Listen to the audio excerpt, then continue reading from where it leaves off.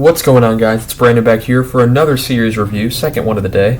Another one in which I had going 7 and ended in 6, as mentioned in the previous review of Carolina and the Islanders. Both series I had going 7, went 6 yesterday, and both series I had going 6, went 7. So Dallas defeats the Minnesota Wild in 6. Minnesota fans' suffering continues since 2003, and I hate to say this, but I saw this coming. I mean, this is exactly what I saw coming, especially with how beat up Minnesota is. It's impressive it won 6 games. So, Game 1, Minnesota wins 3-2 in double overtime despite being outplayed out of their minds.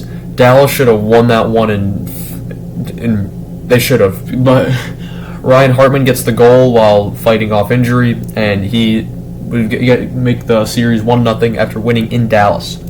Dallas responds by planting 7 on them in the next game as they win 7-3. And in Game 3, in Minnesota comes out and wins 5-1. That's the only game I think they actually looked like they should win. And then Games 4, 5, and 6, you have Dallas wins by scores of 3-2 in Minnesota, 4-0 in Dallas, and 4-1 in Minnesota to close out the series. The goal differential, 21-14 in favor of Dallas. It wasn't close. Kaprizov was clearly playing hurt, among others as well. There were a lot of guys playing hurt. Of course, you had Fleury that played in Game 2 and Game 6. Gustafsson played in Game 1, 3, 4, 5, and 6, so they split the net a bit. Scores for both teams. For the Stars, you have the leading point scorer in the playoffs currently. 5 goals, 7 assists, 12 points for Roope Hintz. He's having a great playoff.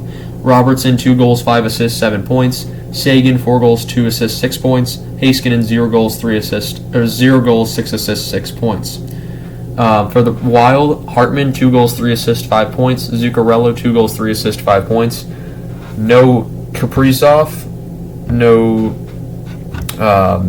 So that's when Kaprizov's not producing, this team isn't going. That was known. I knew that when I saw them play the Wild when the Hawks played the Wild back in. I was in March, I think. March. I don't remember what date game it was. Definitely was March. But yeah. And the Dallas doesn't have Ben on here. They don't have Johnston, who was Johnston. That was pretty good. Ottinger played out of his mind as usual, and probably something I probably should put save percentages, but it's fine. But yeah. So Dallas takes this series in 6, and it's going to be very intriguing who they play in the next round. If it's Colorado, we get a rematch of 2020 where Dallas won that series in 7 when Colorado was injured to hell and back.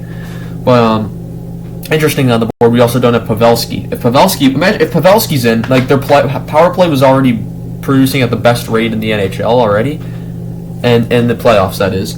And Pavelski wasn't even playing. Pavelski got knocked out in Game 1, and or was it Game 1 or Game 2? But he should be coming back soon, which will be a good boost to the Stars, and whoever they play next is going to be a real threat because they've looked fantastic. It looks like they're finally putting all the pieces together in Dallas. You had years where you had Sagan and Ben going. You had years you had Robertson and Hintz going, but never at the same time. This is finally the year it seems that it's happening, and this makes it a very dangerous team. But that's going to be all I have for you guys today. I want to thank you guys so much for watching, and I shall see you guys in the next one. Goodbye.